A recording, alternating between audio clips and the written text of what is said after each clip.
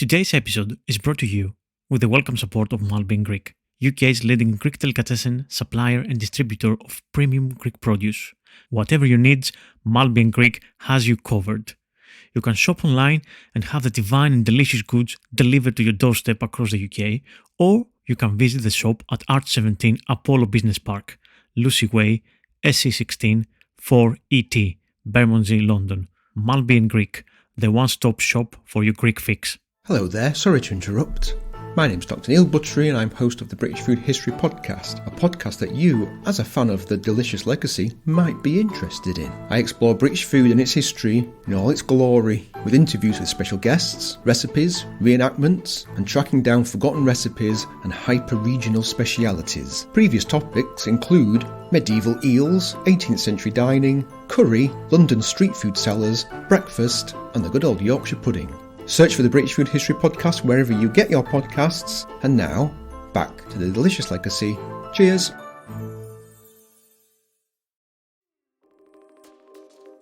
Okay, got it down to top 3. I'm not sure why you need this information, but my favorite sandwich... This notorious sandwich, pane con milza. I bloody love a sandwich. It's one of my favourite things in the world. I love making them, love eating them. The spleen, which is actually the only ingredient, is so tender, and it's not heavy at all. It's very sour and lemony. I'd fry it in a pan with loads of butter. Loads of buttery goodness, melted cheese. And that'd be lovely. Freshly cut Turkish pepper, green.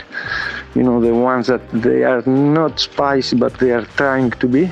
The bacon would need to be smoked and be a streaky bacon. Very simple, but absolutely delicious. Aged Riviera cheese, and you grate. I should say Cretan, but I'll be honest, and I prefer Naxos Island. For me, a sandwich is something I would eat, or this particular sandwich is something I would eat on a Sunday, and it would be brunch time, and ideally it would be in the summer, and I'd have the back of the house, the doors open rather, and you'd hear the sounds of the garden, which I've got a pond and the waterfall, so it'd all be very relaxing.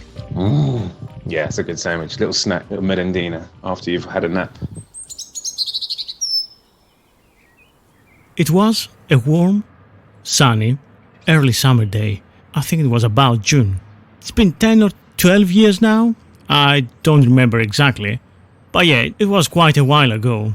Yeah, so it's history. It's not ancient history, but it's history. And my wife was sat on a bench in central London, in Holborn. And she was eating her lunch, a sandwich. A homemade sandwich by me. I make lunch for both of us. Next to her, there was sat an Italian couple, a man and a girl. And while Emma was unfolding her homemade sandwich, they were eating their lunch too. And it was some sad, plasticky supermarket out of a packet. Cold and lame and just sad looking. And basically, they were looking at her, they were observing her sandwich, and at some point the man asked my wife, "Where did you get this from?" And obviously my wife said, my husband made this. They looked at each other, full of sadness, and proceeded eating their little crappy supermarket sandwiches. Of course, I found it hilariously satisfying at the time when my wife told me afterwards when she came home in the night. And it goes to show that people can see a good sandwich from a bad one, and people eat sandwiches regardless because they're convenient. And on this episode today, we're going to try and delve a bit into the history of sandwiches, the myths and the facts, and what are the best fillings for a sandwich. Alongside, we will investigate the rise of the supermarket sandwich, especially here in the UK, and the significance of this handy on-the-go snack and meal in the past centuries or millennia. I'm Thomas Dinas, and this is the Delicious Legacy Podcast. Welcome back to another archaeogastronomical adventure. Who was the first person who put a piece of meat or a piece of cheese between two slices of bread or between two flatbreads or anything else really, and made the first sandwich, the first concoction of what we call sandwich anyway nowadays. Do we have any evidence from the ancient world, I wonder? Or, as it is the case with many of these things, was there something special there to be discovered other than convenience? It should be really something that everybody did it. I don't think there was. I don't think we can attribute this to a specific person, to be honest. But for sure, we have to consider the first written evidence and the first mention of someone making something like that. So the first reference really to a sandwich-like concoction, at least in our Western European/Middle Eastern history, would go to Hillel the Elder, a Jewish sage and rabbi who founded the tradition of the Passover Seder. Hillel the Elder was born on the 1st century BCE, and he was active during the years around there from 30 BCE until 30 CE. So roughly around the 1st century AD. And what it was called koresh, if I'm not pronouncing it completely wrong, which is taking two pieces of soft matzah bread and placing between them part of the Paschal lamb, which is the Passover roast lamb, bitter herbs, and eat them as one. And this sandwich apparently refers to a traditional soft matzot rather than modern crisp matzot, and so would have borne a striking resemblance to a modern shawarma. Of course, there are many questions here. When is a sandwich a sandwich? How can we define a sandwich? And is there a correct dictionary-approved definition? Well, the answer is, of course there is, and of course there are associations and food bodies that they're trying to define a sandwich in a specific and correct form. But I like things more open to interpretation, more loosely defined, and a sandwich can be cold or at least room temperature snack and have as a filling a piece of meat, a bit of cheese, some chutney, maybe mustard, maybe butter, eaten like this. Could be slightly toasted. It could be a cheese toasty sandwich perhaps. It could be a wrap. It could be a bagel stuffed with something. It could be a round bread or a muffin with egg and bacon and what have you. Could be even a beef burger, a burger. So could that be a sandwich in a sense? I don't discriminate against all this stuff. A bit more open in that respect. Of course, for most of us here at least in the Western Europe, maybe UK, USA, perhaps a bit more, sandwiches are very much associated with supermarkets and the cold, packaged in plastic or paper wrapping, sad-looking, limp and bland-tasting, if I may say so, sandwiches for our lunchtime snacks. A triangle sandwich and a packet of crisps, and that's our desk office lunch. The popularity of which increased exponentially in the past 30 years or so. So, of course, sandwiches existed long before they were named sandwiches. That much is true. In Kent, there is a town, an old medieval town, that lies on the River Stour with a population of about 5,000 people. Historically, quite important port town with the name of Sandwich.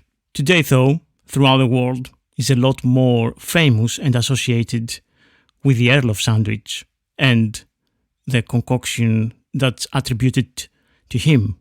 A bit of meat placed between two slices of bread. The popular myth or the popular beginning of the history of sandwich is that John Montagu, the 4th Earl of Sandwich, ordered beef served between slices of bread around 261 years ago. John Montagu was a very complex character, quite the lad, it seems, and he was one of these people who stayed up all night playing cards, and he also had significant debts, I believe. The story is that The Earl asked for a serving of food while he was playing cards, and he didn't want to interrupt the game. So he asked for a particular serving of some beef, some cold cuts of beef between some bread, and his friend asked to have the same as sandwich. But of course, this is what the British Sandwich Association tells us. It doesn't mean that it's 100% true. People all over the world and throughout the ages, wherever bread existed as a staple, and wherever there were leftovers from the dinner from the day before, they would have made a concoction similar to sandwich. Because it's portable, because it's convenient, because it reduces waste, because you're using the bread and the food from the day before to feed while you're working in the fields. All these notions existed in most of the agrarian societies. So, yes, it has a promise of portability and convenience, the notion of a sandwich. Also, it's part of making yourself something to eat while you're on a journey, while you're traveling. Could be a walk in the local nature reserve or the mountain or something. Or you might stay overnight somewhere, or you might be on a train and you'll make yourself a sandwich to carry with you. You're doing the work to feed yourself. And that part of the food is important. And in one sense, it's a complete food, all with the convenience of eating it with one hand. I bloody love a sandwich. It's one of my favourite things in the world. I love making them. I love eating them. My favourite sandwich. Yeah, I love a BLT like Thom. Homemade, has to be homemade. Mustard, mayo, bacon, tomato, lettuce. But then I also do love like the simple tomato, mozzarella, basil on some nice bread, olive oil, room temperature tomatoes, never cold tomatoes. Same with the mozzarella, like room temp. Get it out the fridge a bit. Yeah, it's a good sandwich. Little snack, little merendina after you've had a nap. Okay, got it down to top 3. Number 3 is the tuna mayonnaise sandwich. You just chuck a bit of rocket in there and red onion. The second one is a seasonal sandwich. It's, say, turkey, cranberry, stuffing, that kind of thing. And then number 1 is a really unhealthy one. It's bacon, not too crispy, and peanut butter crunchy. All of these are in white bread, by the way. I've been thinking about my favourite sandwich for the past few hours. And I'm going to go with my dad's Christmas dinner in a Boxing Day sandwich. Toasted sourdough with whatever meat is left, so gammon, honey roast gammon, chicken, stuffing, cabbage, Brussels sprouts, whatever is left, but then gravy, and then you put the top layer on of bread, because it needs to have 2 sides of bread to be a sandwich, surely.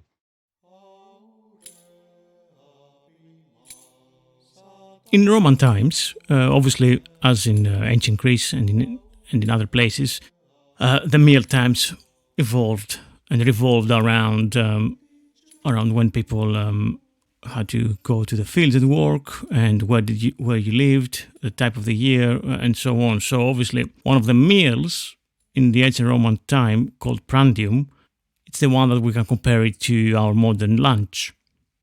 And often it just consisted of leftovers from the night before, just cold meat and bread, basically. And that was similar to our modern sandwiches. This is a small meal which we might refer to as a snack nowadays. And I suppose, considering that people back then did a lot more manual work, then a sandwich would be a snack, really. In ancient Rome, these offcuts of meat were called tomaculum, and historians believe it was mostly offals used for that. So this meat could be served in stews, and this could also be served typically in a sandwich. A modern descendant of these sandwiches, perhaps is the la fritula, and the panino con la milza, both of which are found in Sicily. I'm about to try this notorious sandwich, pane con milza. I'm at the heart of Palermo, in Ballarò Market, and I'm holding this famous sandwich in my hands, and I'm about to have the first bite. The look of it is actually basic and gross, but this is why I like it. I'm sure with just 2 ingredients, the result is going to be really rewarding. Let's have a bite. Sorry, I had the bite with the microphone closed, but it's delicious. The spleen, which is actually the only ingredient, is so tender, and it's not heavy at all. It's very sour and lemony. So it's more... Moist? It is moist, yeah. Like an appetizing taste rather than a heavy one. Sorry, I have to hang up for a second to have my second bite. Eating so slowly. Salty and juicy, amazing. The bread is white bread in the form of like a bun. And it's just this, bread and spleen. That's amazing. Incredible, actually. Ballarò Market. And for panino con la milza, this meat is cooked in lard and is meant to be eaten hot, while the la fritula can be eaten cold. Both are cheap, nutritious meals, common for an ancient Roman, I believe, and this is commonly made with spleen or other offals. When Japan was forcefully taken out from its isolation from the Western world, and in the early stages of the presence of Western food and civilization in general, obviously Western dishes were domesticated in Japanese culture by adding Japanese ingredients or replacing the original ingredients with Japanese ones. So early 20th century Japanese household literature was full of experimental recipes, such as sandwiches with marinated dry abalone and chopped seaweed, and spinach and soybean curd in mayonnaise sauce. So you see here the influence. So we have the mayonnaise, and the rest of the ingredients are quite different from our prawn cocktail sandwich, let's say. The invention of the refrigerated packaged sandwich is very much a modern British invention. Very influential, and I think it goes first to Marks and Spencer's around 43 years ago. Like it was the spring of 1980 when Marks and Spencer, the nation's most influential and powerful department store, then at least, began selling packaged sandwiches on the shop floor. You know the ones: egg and cress, salmon and cucumber, prawn cocktail. Just simple triangles of white bread in plastic cartons. Prices started at around 43p. I think today's sandwich industry worth about anything between 8 and 10 billion pounds, according to what figures you trust.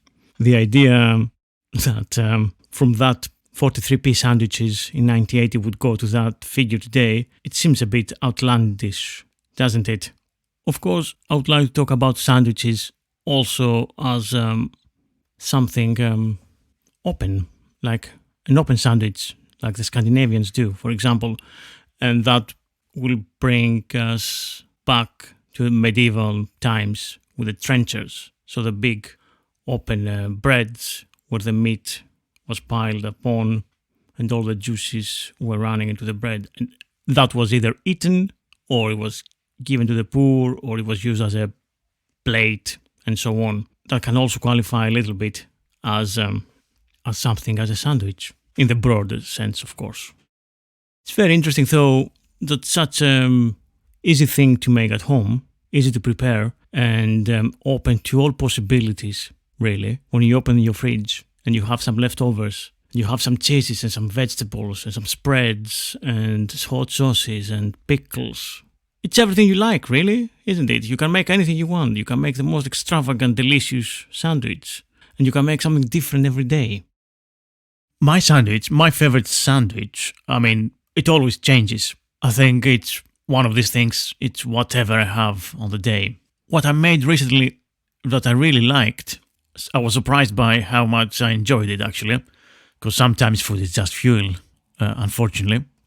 It was a sandwich of fried smoked buck bacon. The bread was white, a little bit stale, so I toasted it.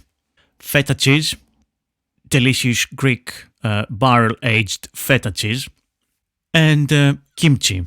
So I toasted lightly the bread. I fried the bacon, the buck bacon, and then I soaked the bread on the juices in the pan.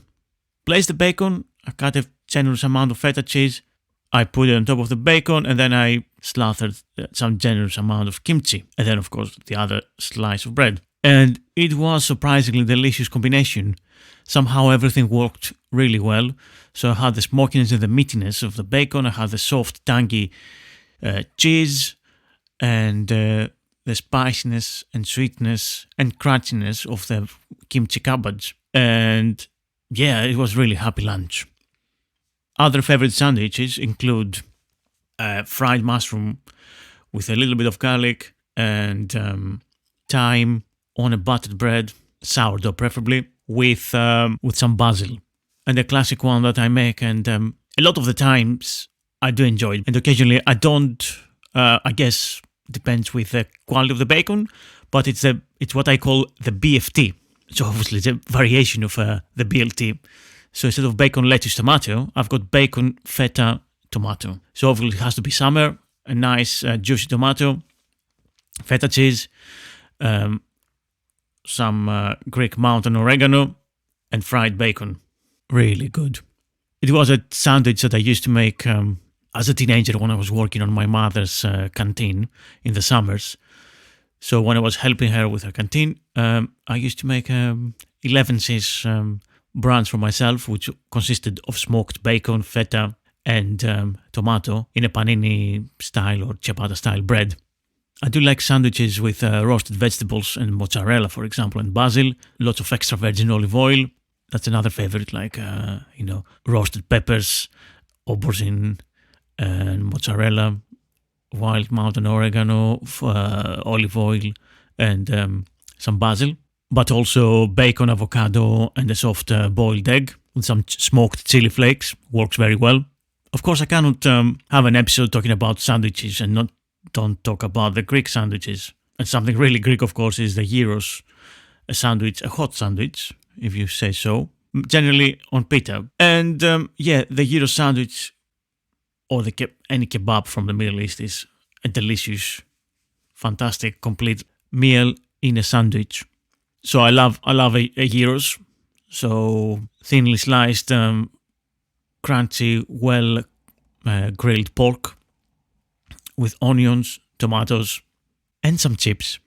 And of course, your favorite condiments could be mustard and ketchup, or it could be tzatziki for the southern Greeks. And if you are from any other Middle Eastern country or from the Balkans, it could be any mixture of salad, like with cabbage and other bits, and pickles and spicy pickled peppers. So yeah, it's a complete meal in itself. Another favorite sandwich of mine is I would use bacon if I have some, or otherwise I will omit it completely, but I will grill. So I'll make a sandwich with pecorino sardo, perhaps, some semi-dry tomatoes or sun-dried tomatoes if I have some nice juicy ones, and some basil, some watercress, and some spicy tomato chutney or something. And then that I will grill it, and that's one of my favorite hot sandwiches. And of course, cold sandwich, really classic, one that I love to have on a Monday lunchtime from leftovers from Sunday's lunch, beef usually. So I'm going to have thinly sliced medium rare beef, horseradish, and some watercress on a nice baguette perhaps, or something like that. Or a sourdough. I want something crunchy. So yeah, that's it. Beef, thinly sliced, black pepper, horseradish, lots of watercress, and this one is a cold sandwich, and this is just beautiful. And it's easy. So this thing that is so easy to make at home, yet shot to extraordinary heights as a commercial product, that wasn't anything new. That wasn't something that happened 40 years ago. But even in Victorian times, the social commentator Henry Mayhew calculated that 436,800 sandwiches, all of them ham, let's mention that, were sold on the streets of London each year. So yeah, that sounds a lot. That sounds like a big number, right? But just one supermarket nowadays, sells this number of sandwiches every 36 hours. It seems like as a nation, we buy around 4 billion sandwiches a year. What makes a good sandwich? What are the secret ingredients to make perfect, delicious, homemade sandwich, but also commercial sandwich too? Obviously, taste is the key. Texture is very important. The temperature plays a role. And of course, fresh bread. And that's the physical elements. But also, more importantly, it's that the fact that, as I said, you can make a sandwich, any sandwich you want, once you open the door of your fridge. It seems like limitless possibilities can happen. And this is the real genius of the supermarkets, at least some of them, that they offer a mind-bogglingly large variety of sandwiches. And with all sorts of different types of breads, or gluten-free, or mayo-free, or healthy options and wraps, and vegetarian sandwiches and vegan ones, and low-fat and low-calorie, and all the normal ones, and meat and fish and cheese and salad, and so on and so on. This is my friend Yannis's ideal sandwich creation. Φίλε, έχεις ανοίξει μεγάλη ιστορία τώρα, μεγάλο θέμα. I want the bread to be crispy. Nothing worse than the bread disintegrating in your hands while you're trying to eat the sandwich. Nothing worse than this. Δηλαδή πρέπει να γίνει σωστά crispy ώστε να κρατιέται το σάντουιτς. Δεν υπάρχει χειρότερο πράγμα από ένα σάντουιτς που γίνεται νιανιά στα χέρια σου λόγω του ψωμιού. Οπότε το ψωμί πρέπει να είναι crispy, να είναι καλοψημένο. And I also like putting pieces of potato crisps for crunchiness. And I love some Worcestershire sauce with cheese sandwiches, especially with extra mature cheddar. Otherwise, I might put fish fingers and something green like a rocket salad. Αλλά εγώ το έκανα με Worcestershire sauce. Και δεν θυμάμαι τι άλλο έβαζα. Μπορεί να βάζα και ρόκα. Αυτό ήταν της τέλος το αγαπημένο. Τώρα τα δικά μου εμένα και πλόμανς μ' άρεσε με αυτόν τον τρόπο. Δηλαδή πατατάκια, extra mature cheddar, Worcestershire sauce, πάει τέλεια. Είναι τόσο λάθος που δεν το χρησιμοποιούν για το τυρί. Worcestershire sauce, cheddar cheese, πατατάκι και ό,τι άλλο θέλεις μετά μέσα. Δεν ξέρω αν βοήθησα. And this is my friend Alexis, connoisseur of all things that have to do with cured meats, and an avid tyrophile and inophile. Hello. I'm not sure why you need this information, but my favorite sandwich is the one I was eating at our daily shops, you know. So yeah, if we talk about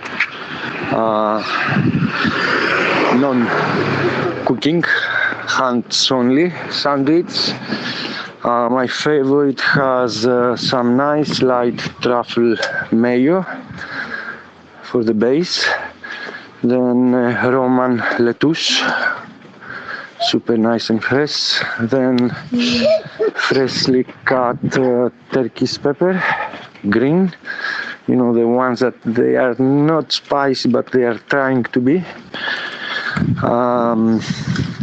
Then we are going for the serious stuff, so the dry salami from Lefkada Island is going in, and then you take a lovely matured aged Graviera cheese, and you grate. I should say Cretan, but I'll be honest and I prefer Naxos Island. So at the end you just ground some fresh pepper, black, and that's it. And you enjoy all the flavors, not mixed up things. Just a simple sandwich. Now you have two variations on this one. Instead of dry salami from Lefkada, I'm also using sometimes ox tongue. This is from Saris Drama.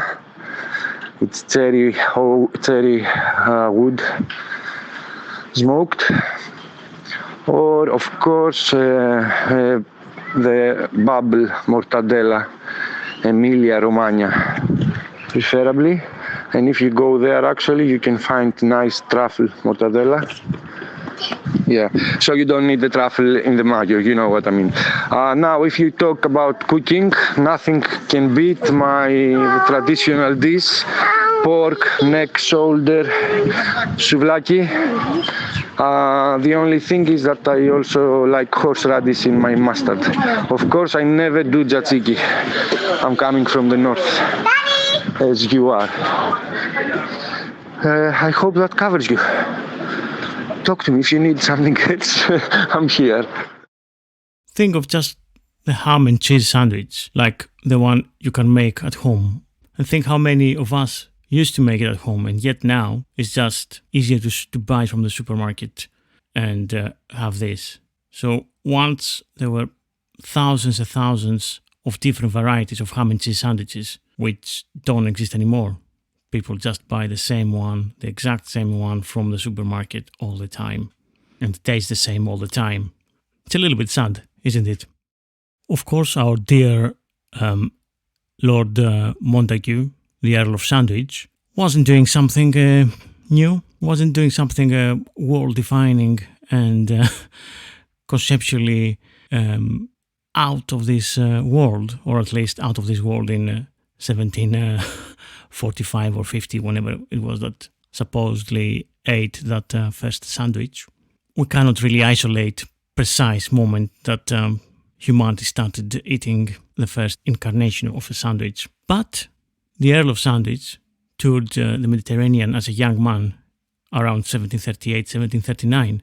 And clearly he would have seen people wrapping meats and bits of salads and flatbreads and getting filled with different elements throughout, from Italy to the Middle East. One of the first, or even the first sandwich sighting happens in the diaries of Edward Gibbon, who dined at the Cocoa Tree Club on the corner of St. James Street and Pall Mall in London. And on the evening of 24th of November 1762, writes that the respectable body affords every evening a sight truly English. 20 or 30 of these first men in the kingdom supping at little tables upon a bit of cold meat or a sandwich. A few years later, a French travel writer, Pierre Jean Grosley, supplied the myth beloved by the marketing people ever since, that the Earl demanded a bit of beef between two slices of toasted bread to keep him going through a 24-hour gambling binge. Since then, that sealed the Earl's fame. In the definitive biography of Earl of Sandwich, we have the figure of a frail man who lived alone after his wife went mad in 1755, and visitors to his home always remarked that the quality of the food was poor.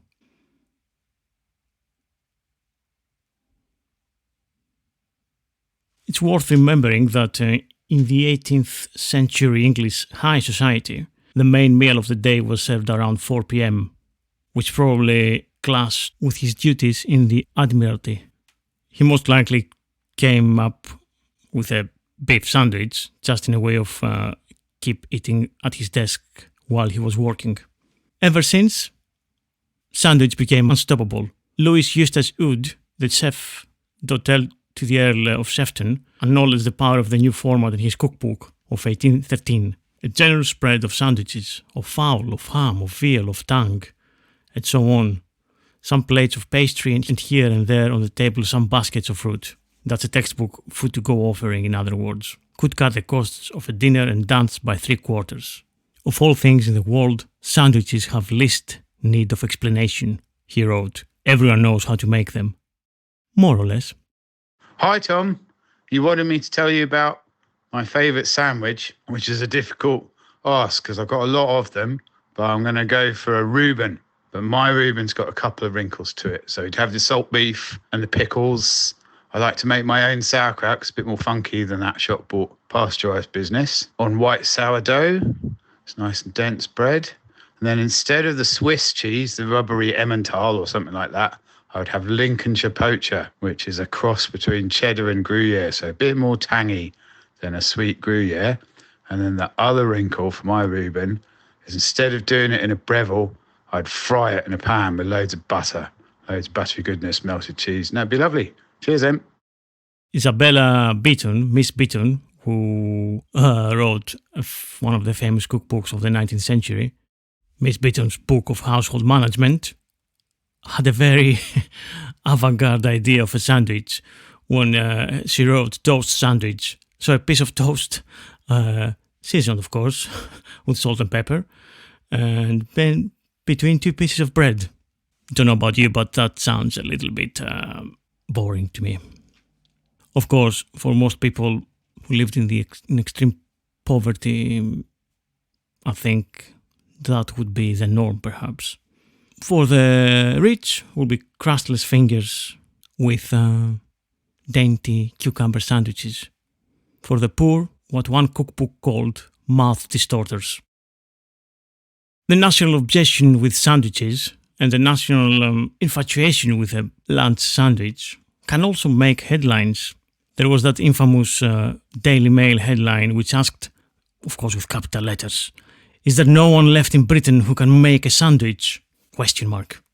Of course, that was most of a result that by that point, 2014, the sandwich industry has become so big and so